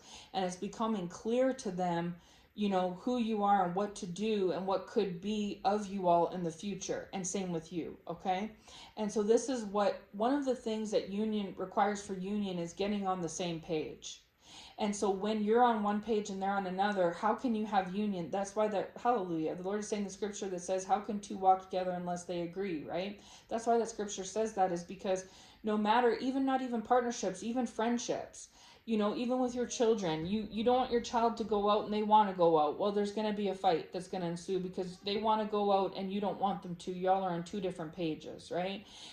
Same with like your boss. Your boss wants you to work late tonight and you don't want to, and so now there's a discrepancy, right? And so whenever two people are not on the same page, there's going to be disharmony and disunion, right? And that is one of the things that happens with you and the spouse. So in order for union to move forward and for you all to sail away together, you have to agree to get in the boat, and so does the spouse, right? And you have to agree to God's plan. You do, and the spouse does, which is sailing into this other world. So the spouse is going to be leaving behind the old them, their old world, the old adversaries and counterfeits, and so will you. And this is why they've been trying to stop you and or your spouse or both of you, is because they know that the grips that they've been having on you all, it's basically like you both are Truman. Like I made that Truman Show word, right? You're Truman, but so is the spouse. And so it may be different, but in the same, they went through a lot of the same experiences that you have, okay? And so if they want to get on the boat and you don't, well, how can y'all sail on? And if you want to get on the boat and they don't, how can y'all sail on, right? So the Lord is working on this as we speak, is trying to get y'all on the same page and bring this alignment and unity together so that you both on time get on the boat at the same time and depart together, right? And you have the same agenda, okay? And then the last verse says, no more will you cry, baby, I will hurt you never. We start and end as one, in love forever. We can ride it together, making love with each other, okay? So you've maybe cried here and there throughout this year of 2025, and maybe in some ways in lieu of the spouse, right? And so has the spouse with you, okay? This is why the Lord was highlighting how they sing this to each other, him and her. It's not just her singing, it's not just him singing. They sing a part to each other to tell each other how they really feel, but then they come together in unison and harmony singing the other parts, okay? And so then they're singing this to each other, is that they're telling each other, no more will you cry. So the spouse is saying, you're not going to cry anymore, I'm here. And you're saying to the spouse, you're not going to cry anymore, I'm here. And I put this on the past tense spouse where I was saying that the spouse was crying, okay?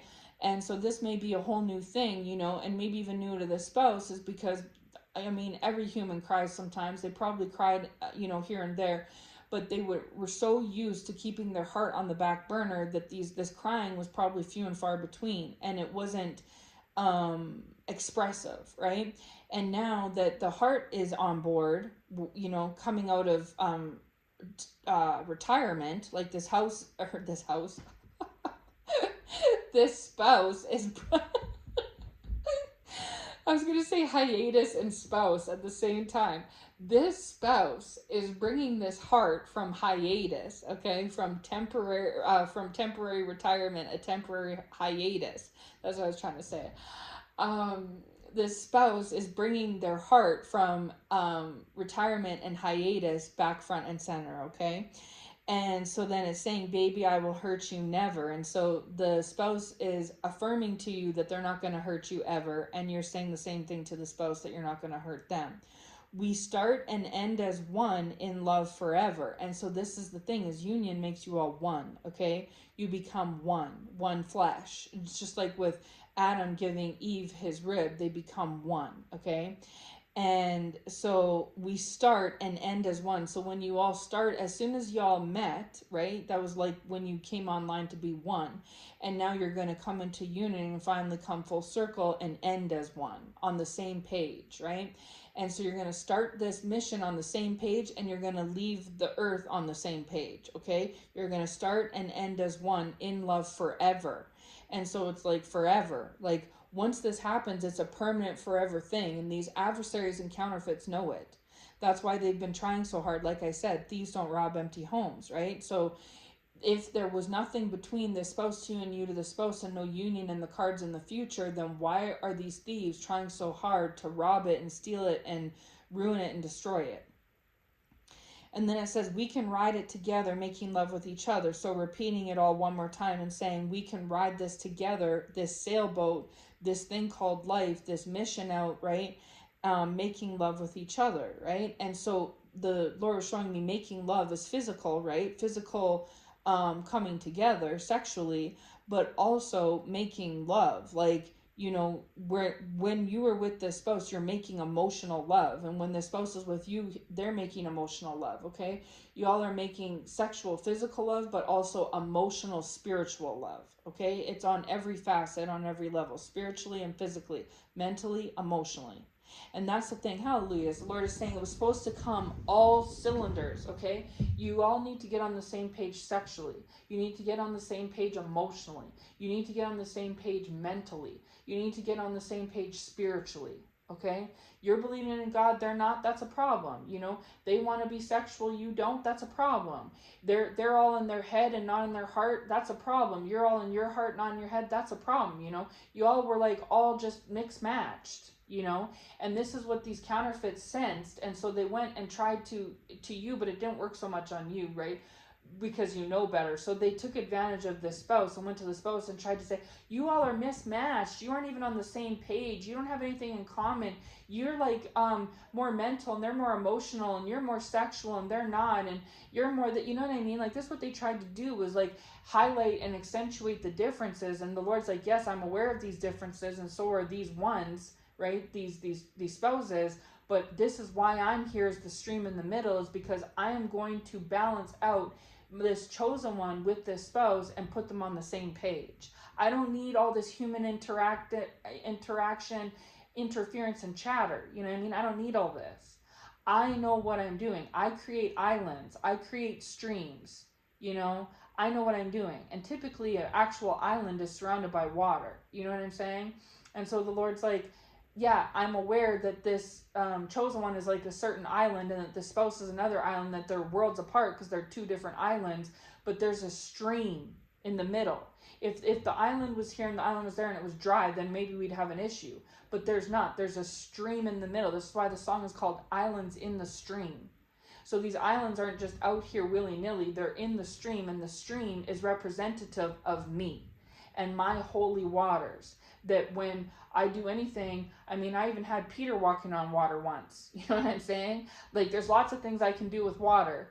It's very magical, you know? It's very serendipitous, the Lord is saying. Hallelujah. And so there's miracles that can be done through water. You know what I'm saying? Look at baptisms, okay? And so, yeah. So then it goes into repeating the chorus a couple more times, you know, etc. So anyways, that's the crux of the message there. You know, I'm pretty much going to leave it there. I tried to look up some details about it on Wikipedia and stuff, but they didn't have much to say. The device I use, like I use my main device to record my messages, so I can't check out the AI generated results, right, on my other device, because my other device doesn't have AI generated results. But I saw the AI generated results on my phone. I guess I could have took a photo of it, but either way, long story short, I wasn't able to get the AI generated results, which I wanted to do, because it was, when I read it, it was showing like the breakdown of it, right, which correlated with the message, but I wasn't able to retrieve that. So this is why I always encourage you to, you know, take my messages back to God, and take what is for you, right? And always do your own research after the fact and see what information you get that's exclusive to your specific situation, right? As always. So on that note, we are at what? Almost 2 hours yet again. You see why these words are so long? I'm going to close off the message here because that's pretty much the gist of it. So anyways, I hope this message brings you all some encouragement, right? And some revelation or confirmation. As for you Jezebels that tune in, it's a waste of time. You haven't stopped it this far and you're not going to stop it moving forward. Even if there are some delays along the way, that's the Lord's doing. You are never going to be able to supersede the hand of God, okay? And this has been moving at a supernatural divine timing and alignment all this time, and it's going to continue to move at a supernatural divine alignment, right? And there's no human or entity or anything that can stop or thwart or destroy or anything the Lord's plan, okay? It's all in God's perfect timing. So again, this message may not be for everybody, right? This message may only be for some of you. For those of you that this message is for, you'll know if it's for you because it's very, very specific as usual. But for those of you that maybe that person you thought was your spouse was actually perhaps maybe a counterfeit, this can still all apply, but it would just apply to who the Lord has for you, your real spouse in the future, okay? And just know that in 2026, there's going to be a lot more balance and harmony in the new year coming in, not just in regards to these spouses and unions, but in regards to yourself and your relationship with yourself and the world, like society, and with God, okay? There's going to be a lot more, and less discord, the Lord is saying, hallelujah, less discord and drama. The discord and drama that we've experienced in 2025 was necessary because it was growing you, chosen one, but it was also growing your spouse, whoever they may be, right? Whether it's this person from the past or a new person in the future, it was also growing these counterfeits and adversaries and teaching them some things so that when they go into 2026 and they're in the thick of their judgment, that they'll better be able to navigate because of the things that they witness firsthand from you and this spouse, okay? Because the Lord's very strategic. He knows what he's doing in all forms, whether it's good, bad, or ugly, righteous or evil. He knows what he's doing, right? He even makes islands and he makes streams in the middle and, brings songs into 2025 that came out in 1983. All right. So, you know what I'm saying? Like, a song that came out 40 years ago is applying to today. So this is the thing, is the Lord's he's not in any rush. He's not in a rush because the Lord's like, do you see, I'm using a song from 40 years ago today. Okay? Like, I'm not in no rush for anything. Like, things that happened 60 years ago can come to play next week. Like, so anyways, but yeah, so for those of you that listen to this message in its entirety, I appreciate you. I always appreciate everyone on the channel, and the new subscribers and those that are returning subscribers, and those of you that listen to the messages in their entirety and that you appreciate the messages. I appreciate you so much, and the Lord appreciates you too. And as the scripture says, those who the Lord will bless those who bless me, and he'll curse those who curse me. So, obviously those who are trying to curse me or my channel, you're going to get cursed. And those who bless me and my channel, you're going to get blessed. So do with that what you will. But I'm rambling, so I will lead off with this and say I'll be back if the Lord leads me to with anything else. And yes, as always, I hope this message finds you well. Take care, and God bless.